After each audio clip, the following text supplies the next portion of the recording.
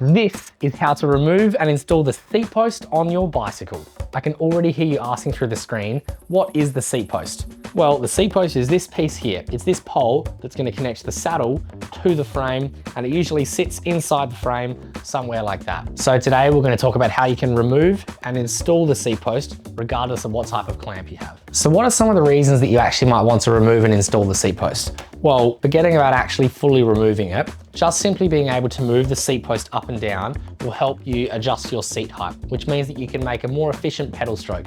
If you want a more in-depth video about what I mean by getting the right seat height, we've got one further back on our YouTube channel. I think it was actually one of our most watched videos. So once you finish watching this, check that video out as well. While we're here, you can also adjust the angle of the saddle. Maybe you put it into the bike and it's sitting off sideways and you have to bring it back to being perfectly straight so that it can be nice and comfortable. That's something that we can do here as well. So there's actually three main types of the whole seat clamp system here. We've got a seat clamp, we've got a seat mast, and we've got a seat wedge. We'll talk about all of these different types throughout this video, but if you know which one you need, we'll have chapters at the bottom of this video, so feel free to click through to whatever chapter you need to be at. So with this seat clamp style, if you have a quick release system, you won't need any tools, you'll just need your hand, but if it is the type that uses the tool, you're just gonna need whatever size tool it is. It's usually a 4mm or a 5mm Allen key. If we're undoing the quick release style, it's as simple as getting your hand underneath the lever and opening it. Sometimes though, it might be very tight because it hasn't been touched for a while, or maybe the previous owner did it up really tight.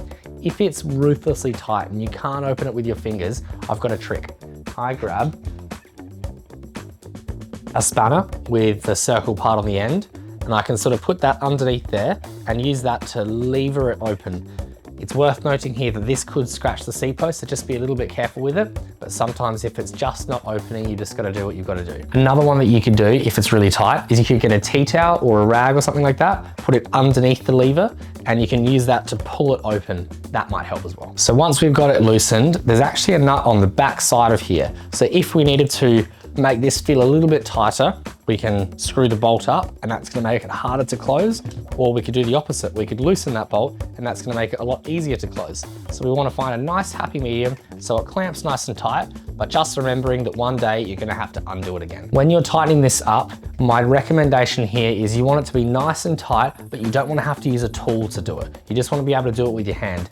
The reason I say that is you just have to remember that one day you're gonna wanna undo that bolt. So if you're using a massive tool to tighten it up, you're gonna have to use that same massive tool to try and undo it later, which you don't wanna have to do. But this is especially important if it's a carbon fiber seat post. If you do it too tight, you could crack the carbon. So the same process applies if we're using a tool. In this example, we're using a 4mm Allen key. We'll just loosen it, and now it's completely loose and we're able to move the seat post. Removing this seat clamp is easiest if you've got a nice long Allen key. If you've got a really short one, or you're trying to use that end of it, it's super difficult to actually unscrew it enough and get enough leverage. So it's a lot easier if you use the longer end of the Allen key just to crack it loose, and then you can use the short end to loosen it even more. If you're already happy with your seat height, when we remove the seat post, it's important that we put it back into the same spot, although you might be adjusting the seat height, so this might not matter. But if you're already happy, it would be worth grabbing some sort of tape or even scratching the seat post or something,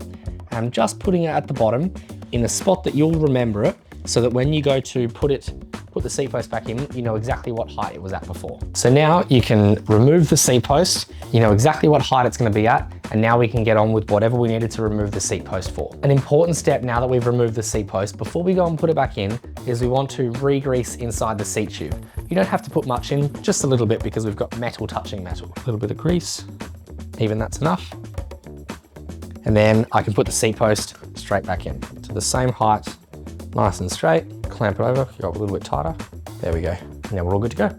So the second style we're going to look at, which is probably also the second most common, is the seat wedge here. What we can see when we're looking straight down from above is that there's one bolt, there's one tool. As we tighten or loosen that tool, it's going to either push the wedge away, which pushes it into the seat post, or it's going to bring it back closer as we loosen it, which will allow the seat post to move. It's pushing a wedge up against the seat post, hence the name seat wedge. So what you'll need is whatever tool is required to tighten and loosen this bolt here. In this example, it's a 5mm Allen key, but it could be a 4mm or even some other different tool.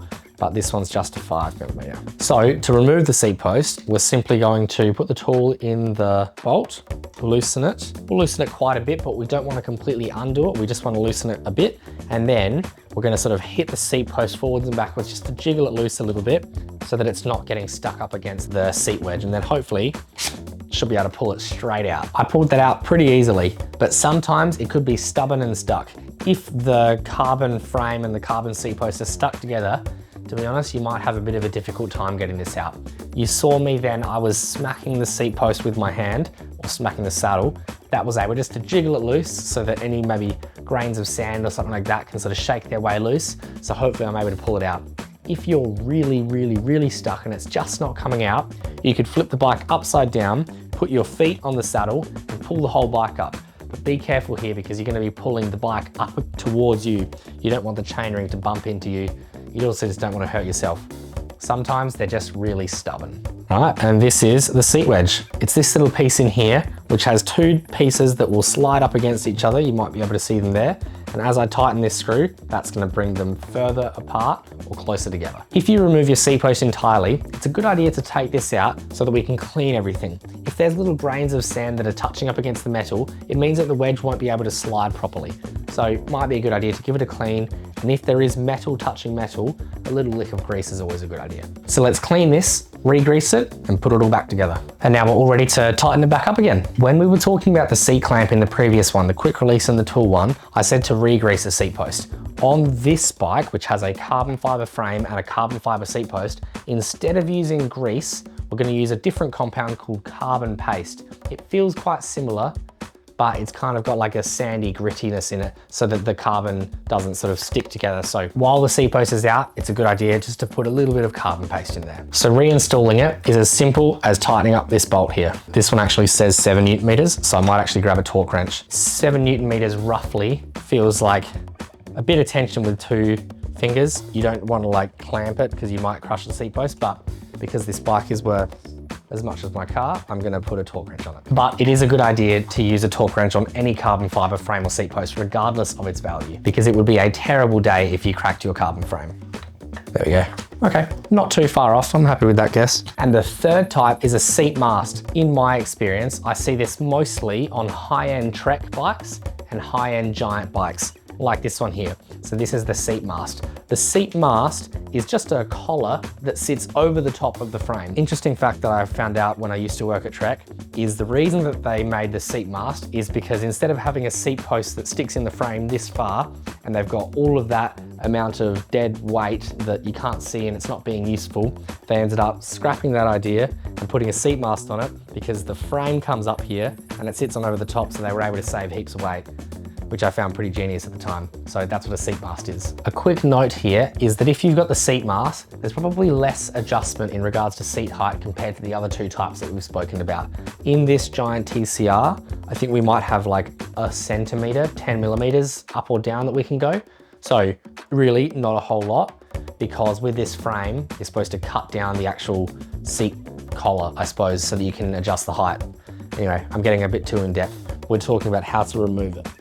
On the side here, we've just got this is just a small 3mm Allen key. So we'll loosen that.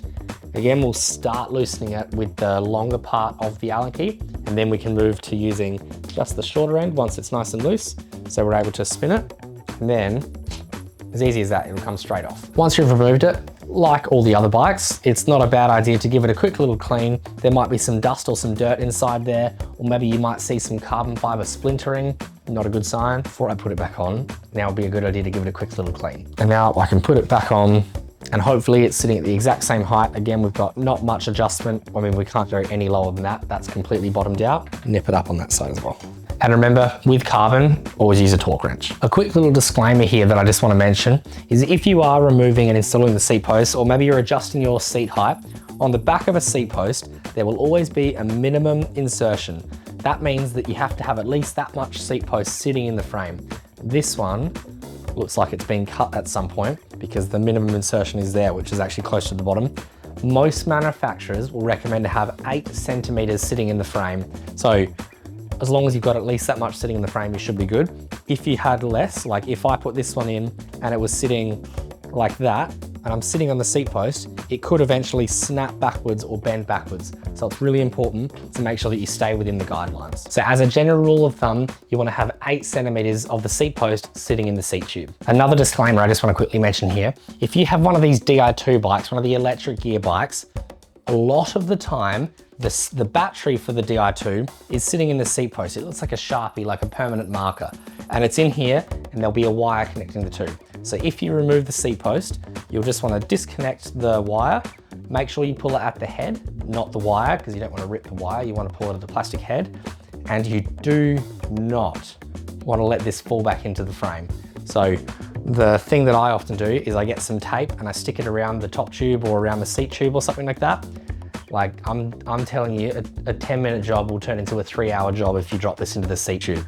So don't lose this Di2 wire. If the seat post is incredibly rusted and it's just not moving and you're trying your absolute hardest and it's really just not moving, this is one of the few spots that I, as a bike mechanic, might say that WD-40 could come in handy. You might be able to dribble a bit of WD-40 into there so that it can hopefully disbond the frame from the seat post, and you can try and just make it move. Once it's able to start moving, then you're able to start cleaning it out a little bit. If I'm being honest, sometimes it can just be incredibly difficult because it's seized in place. If you don't have big, strong tools at home, or you're coming to the end of your expertise and it's really just getting difficult, you can take it to the local bike shop and palm the job off to them. If you've bought a brand new seat post and you're trying to fit it into the frame and it's the wrong size, you've got 2 options here. If it's too big and it's not fitting into the frame, you can take it back to your shop and say, hey guys, I need the next size down. They'll understand. But if it's too small, you could do that.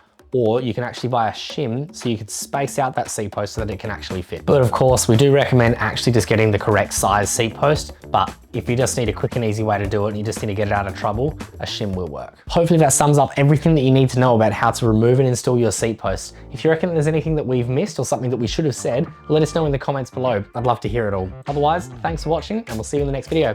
See you guys.